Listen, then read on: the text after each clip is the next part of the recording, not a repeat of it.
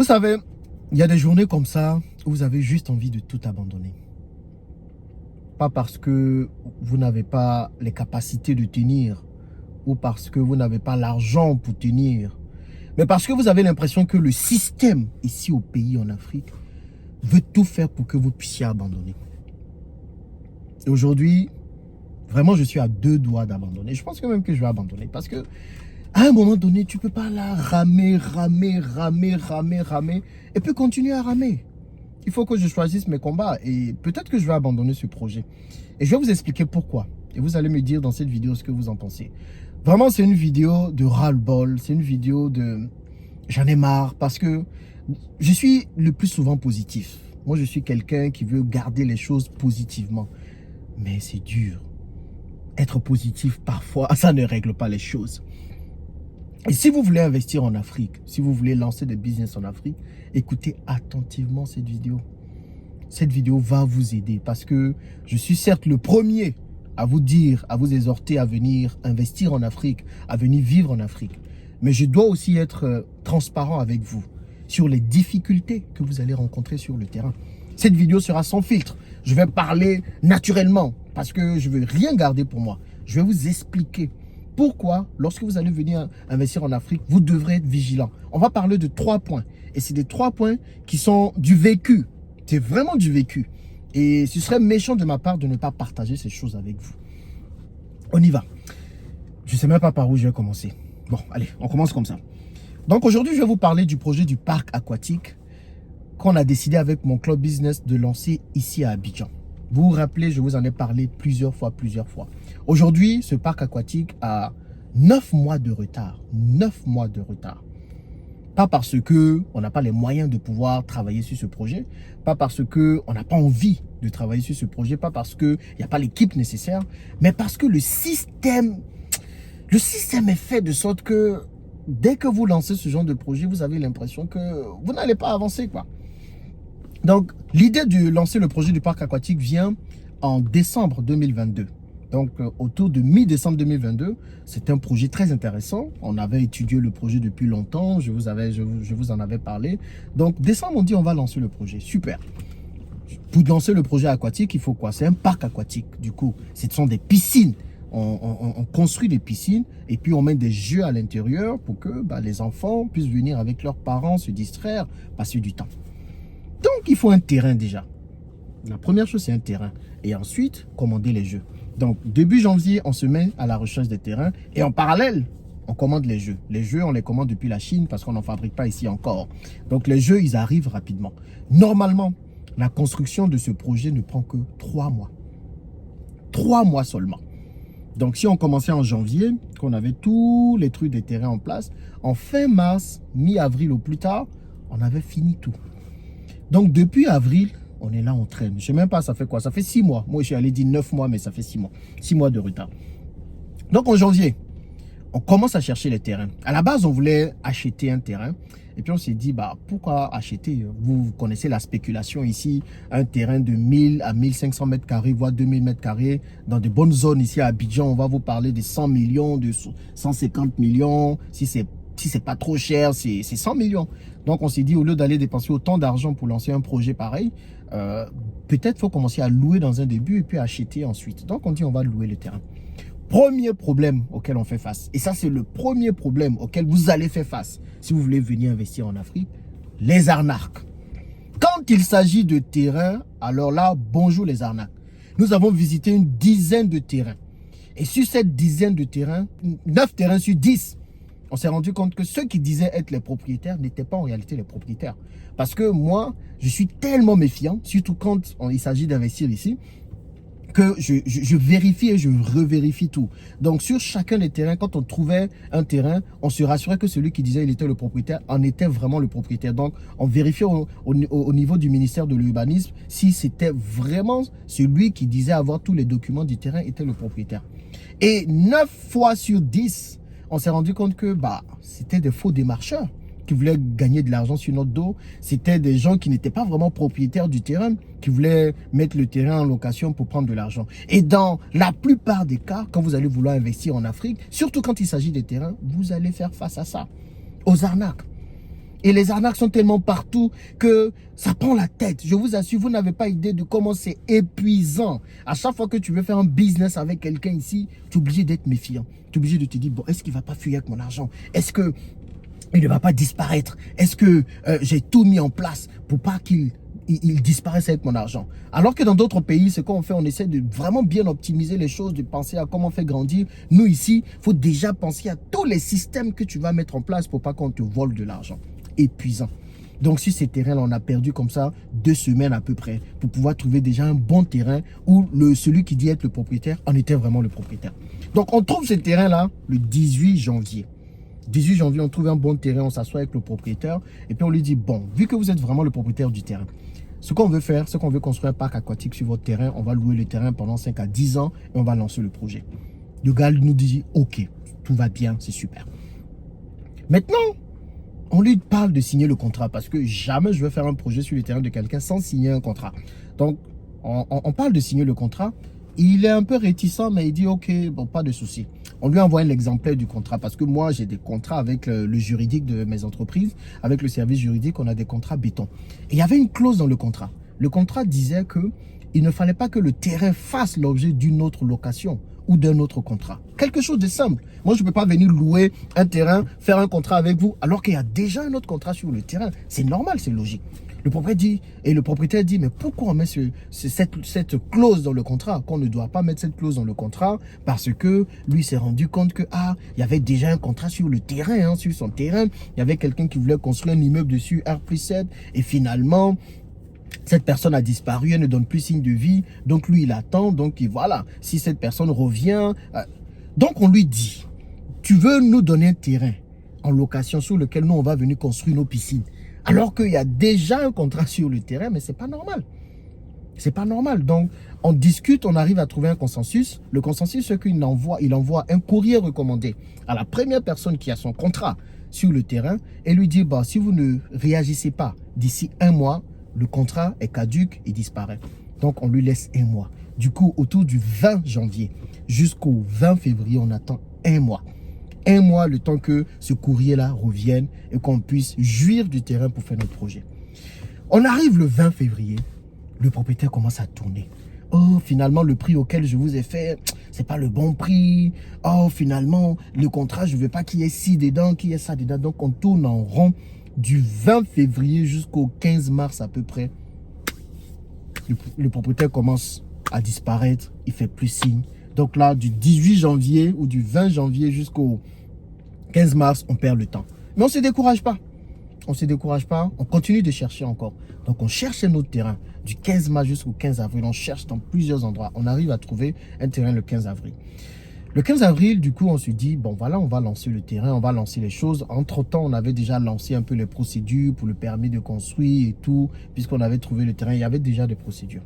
Donc on lance le 15 avril. Normalement, quand vous lancez la procédure du permis de construire, il y a des dérogations. On vous permet de commencer déjà un peu à construire le temps d'obtenir le permis. Avril, on lance le projet. Avril, mai, juin, juillet, août, septembre, octobre, 7 mois. Donc on a lancé la procédure du permis de construire. Et ça, c'est le deuxième problème. C'est le deuxième souci qui bloque les gens à investir en Afrique. Les lourdeurs administratives.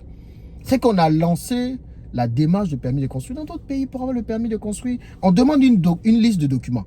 Nous, on a fourni la liste de documents. La liste de documents est comme ça pour avoir le permis de construire. On a tout fourni. On s'en va, on dépose. On nous dit, oui, il manque tel dossier. Quoi? Il faut un agrément de tel endroit pour pouvoir avoir le dossier. On s'en va, on fait l'agrément, on vient, on dépose. Donc aujourd'hui, tout le dossier pour obtenir le permis de construire, pour pouvoir avancer sur nos projets, est là-bas au ministère. Il faut une personne pour signer. On attend la personne jusqu'à aujourd'hui. Le permis de construire n'est pas encore signé. Donc, ça veut dire qu'un projet qu'on a commencé, on a commencé à engranger de l'argent. L'argent, on a déjà mis à disposition. On a déjà commencé des choses depuis janvier. On va dire que le permis de construire a commencé depuis avril. Jusqu'à aujourd'hui, on n'a rien pour pouvoir avancer. Je comprends que puisqu'il y a des immeubles qui s'écroulent de partout ici, à chaque fois en Côte d'Ivoire, à Abidjan surtout, donc ils ont corsé le processus pour avoir le permis de construire. Mais là, on ne parle pas d'immeubles. On parle de créer, de construire des piscines. Ce n'est pas des choses qui vont monter, qui vont tomber. C'est des piscines qui sont dans le sol. Je ne vois pas comment piscine va tomber. Vraiment, je ne vois pas. Donc, il devrait avoir un processus pour au moins privilégier ou bien pour faciliter l'obtention des différents permis. En fait, il faut qu'il y ait quelque chose pour permettre de faciliter ce genre de choses-là. Donc, c'est qu'on est là, on est en train de ramer. On nous dit, oui, venez tel jour. On s'en va, non, c'est pas encore fait. Oui, venez tel autre jour. Non, c'est pas encore fait. Et vous allez vous rendre compte que c'est ça le gros problème en Afrique. C'est que quand vous voulez investir, c'est compliqué. Déjà, la paperasse, c'est un problème ici. Pareil, je voulais ouvrir un autre compte bancaire pour une autre de mes entreprises. Moi, je suis dans une banque aujourd'hui où ça se passe bien. Mais je ne veux pas que tous mes assets, que tous mes comptes bancaires soient dans cette entreprise. Je dis, bon, je vais aller voir une autre banque. C'est une banque qui se dit panafricaine. En fait, c'est la banque, quand vous allez là-bas, vous dites, oui, au moins là, je suis en Afrique. Je vais éviter de dire le nom. Sinon, mais c'est le nom même que j'aurais dû dire. Donc, je vais dans cette banque-là. Déjà, pour ouvrir le compte bancaire, laissez tomber les documents qu'on vous demande. Vous avez une liste de documents comme ça qu'on vous demande de fournir pour ouvrir un simple compte bancaire. Et je fournis tous les documents nécessaires. 2 mois, déjà avant d'avoir un retour pour dire qu'on accepte d'ouvrir votre compte bancaire. 2 mois. Vous pensez qu'un entrepreneur, il a 2 mois à attendre pour pouvoir utiliser un compte bancaire? Et 2 mois, ils reviennent pour dire, bon, il manque tel document encore. Donc, tu rajoutes. Pourtant, ce document n'était pas dans la liste des premiers documents qu'on donnait. Hein. On dit non, il faut rajouter encore, tu rajoutes. 3 mois passent. On finit, on dit on va ouvrir le compte bancaire. Ok, super. Maintenant, il faut accéder au site internet du compte bancaire parce que moi, je veux pouvoir voir le compte bancaire de partout dans le monde. Et là, jusqu'à aujourd'hui, j'ai commencé l'ouverture du compte bancaire en mars. Jusqu'à aujourd'hui, j'attends pour pouvoir avoir les informations. Vous comprenez? Heureusement que je suis parti voir une autre banque parce que je n'allais pas attendre. Je suis allé voir une autre banque directe. NCA Bank, ça je peux le dire parce que quand c'est bien, il faut le dire. NCA Bank, l'agence d'Abata avec Monsieur Ahmed. Monsieur Ahmed qui est très sympa, qui est très bien. Vraiment, je lui tire mon chapeau. On a ouvert le compte bancaire en un temps record. Un temps record. En 2 jours seulement, même une journée, j'ai donné les documents. Paf, paf, paf, il a tout fait. On a ouvert le compte bancaire, on a commencé à travailler. Heureusement qu'il y a des choses bien qui se passent. Mais vous allez vous rendre compte que les lourdeurs administratives nous font perdre du temps. Un entrepreneur, il a déjà tellement de choses à faire, tellement de trucs à mettre en place, tellement de difficultés à résoudre, que si nous venons encore et que nous devons traîner dans les administrations matin, midi, soir, comment on avance sur nos projets? Comment on avance sur nos projets? Donc ça, c'est un cri de cœur au gouvernement. C'est vraiment, on veut tout faire. Moi, j'ai quitté la diaspora pour venir en Côte d'Ivoire pour investir, ok? Maintenant, quand les choses sont autant difficiles, que ça rame, ça devient compliqué. Et ça, c'est un projet. Et ça, c'est 6 mois de retard. Il y a d'autres personnes, c'est 2 ans de retard. D'autres, c'est 3 ans de retard. Pour avoir l'ACD, par exemple, c'est des mois et des mois de retard. C'est que c'est compliqué. On ne peut pas avoir ce genre d'environnement et avancer. Investir ou entreprendre, c'est déjà difficile. Maintenant, dans un contexte africain, tous ces systèmes-là font que ça devient encore plus difficile. Vous allez ailleurs, à Dubaï, j'ai ouvert un compte bancaire en 1 journée, même pas, en 2 heures de temps. Vous envoyez tous les dossiers de façon électronique, bim, on ouvre votre compte et puis vous avancez. Mais ici, vous ne pouvez pas imaginer comment on peut prendre 3 mois pour ouvrir un compte bancaire. Donc, les lourdeurs administratives et puis la paperasse, je pense qu'on a hérité ça de la France. Moi, j'étais plus habitué à ça. À chaque fois que tu veux faire un truc, on te demande une pile de dossiers comme ça, alors que tout doit être informatisé. Tout doit être informatisé. Tout ça, c'est le 2e blocage qui fait que vraiment, j'ai envie de laisser tomber. Vraiment. Et le 3e blocage, et là, ce sont les ressources humaines. Les ressources humaines. Alors là, je peux faire je peux écrire tout un livre dessus. Je peux faire toute une vidéo dessus sur les ressources humaines.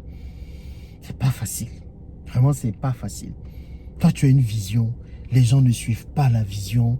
Les gens, tu as l'impression qu'ils ont d'autres agendas. Et ça, c'est un vrai problème.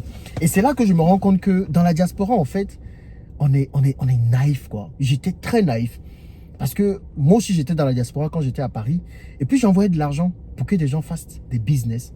Mais les gens n'ont pas les compétences pour faire les business. Les gens n'ont même pas envie de travailler.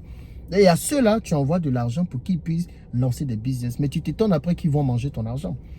Ici, vraiment, ceux qui veulent travailler, c'est une poignée de personnes. Vraiment, on peut compter du bout des doigts. Tous les autres, ils ne veulent pas travailler. Donc, quand tu lances ton business ici, tu seras celui qui va avoir la vision. Tu seras celui qui va tout faire. Tu vas te retrouver à tout faire, à être partout. En gros, toi, tu te dis que tu prends des gens que tu payes pour faire le travail. Mais finalement, tu te rends compte que les gens n'ont pas les bonnes compétences et n'ont pas la motivation. Et parfois ne sont pas honnêtes. Donc vous allez vous rendre compte que vous allez tout faire. Tu vas être au four, tu vas être au moulin, tu vas gérer ci, tu vas gérer ça. Et ça devient très vite compliqué. Très très vite compliqué. Les ressources humaines, c'est un vrai problème ici. C'est un vrai problème. Et moi, par exemple, quand je prends des personnes, je suis obligé de les former. Donc, imagine, tu lances ton business. Tu dois gérer la comptabilité. Tu dois gérer le business en lui-même. Tu dois gérer la création du produit. Tu dois gérer la fabrication du produit. Tu dois gérer tes clients. Tu dois gérer le service après-vente. Tu dois tout gérer. Donc, tu recrutes des personnes et tu dois former toutes ces personnes-là en même temps. Parce qu'il y a des gens même qui disent qu'ils ont des masters, mais ils ne savent même pas comment on envoie un email. Toi, tu as master de je ne sais quoi, mais tu ne sais même pas comment on envoie un email. Et donc, la plupart du temps, les gens ont des formations théoriques. Théoriques. Aucune pratique. Ce qui fait qu'on est obligé, pour la plupart du temps, de faire venir des gens de la diaspora encore pour venir travailler ici. Et forcément, avec des salaires plus élevés. Mon objectif, ce n'est pas de dénigrer vraiment l'Afrique. Vous savez que je suis un grand amoureux du continent. Mais quand il y a des choses qui ne vont pas, il faut le dire. Et ces trois choses-là sont un frein à l'investissement en Afrique. Les arnaques, les lourdeurs administratives et l'inadéquation des compétences des personnes ici en Afrique. Ça retourne encore à l'éducation, aux formations qu'on fait et tout. C'est compliqué. C'est compliqué. Donc sur ce projet-là, bon, les ressources humaines, ce n'est pas spécialement sur ce projet, c'est sur d'autres projets, mais je rajoute à ça. Je me dis, ça ne vaut pas la peine de continuer à se battre, à tourner, je prends du retard. Et le souci est ce que certains oublient. Pour moi, un jour de retard, c'est de l'argent qui s'envole. Le parc aquatique était censé rapporter au moins 2 millions de francs CFA par jour. Donc, un jour de retard, pour moi, c'est comme si c'est 2 millions de francs CFA qui partent en fumée. Qui partent en fumée. Pourtant, l'investissement est déjà enclenché. Donc, vraiment, revoyons ça. Revoyons ça. Parce qu'on ne peut pas avancer comme ça. Voilà. Dites-moi ce que vous en pensez dans les commentaires. Si vous n'êtes pas abonné, abonnez-vous pour ensemble construire une Afrique meilleure. Et puis, partagez cette vidéo à votre entourage, à tous ceux qui vous suivent. J'espère que ce n'était pas décousu parce que j'ai juste dit les choses comme je les sentais. Et puis, faisons tout pour construire une Afrique meilleure, quoi. Parce que sinon, ça va être compliqué. Au revoir, les amis.